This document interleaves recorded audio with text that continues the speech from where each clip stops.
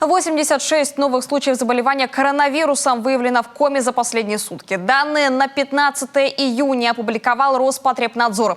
Всего федеральным референс-центром лабораторно подтверждено 2352 случая заболевания новой коронавирусной инфекции. В активной фазе 1298 человек. Количество умерших все так же 28 пациентов. Полностью излечился за сутки 1 человек. И таким образом всего в республике побороть коронавирус смогли 1026 заболевших. Отрицательную статистику по региону дают в основном Усинск и Воркута. Там сегодня так называемые эпидемиологические микропики. Все минувшие выходные города били рекорды по количеству заболевших COVID-19. И так, судя по всему, события будут развиваться еще несколько дней. Лечение получают все пациенты тяжелых больных. Бортом санавиации доставляют в Сыктывкар.